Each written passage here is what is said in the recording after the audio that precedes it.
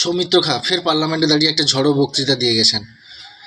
সেখানে বেশিরভাগই বিঁধেছেন মমতা ব্যানার্জি এবং তার সরকারকে, অভিষেক বন্দ্যোপাধ্যায়কে।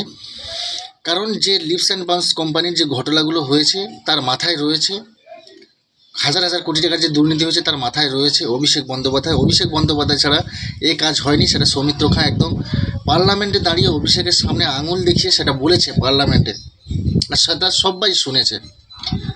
সত্যি সাধারণ মানুষ জানতে চায় যে এই যে ঘটনাগুলো হয়েছে, একটা বড় মাথা ছাড়া তো এই ঘটনা হতে পারে না। আর সাধারণ মানুষ এর নিস্তার চায়, এর শেষ দেখতে চায়।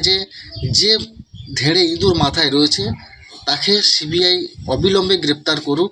সব মানুষে চাইছে, আমরা চাইছি, কিন্তু কোথায় এর পরিত্রাণ, কোথায় এর শেষ, কেন তদন্ত এগোচ্ছে না, এটাও মানুষ আস্তে আস্তে তারা বুঝতে পারছে না যে কোথায় প্রবলেম হচ্ছে।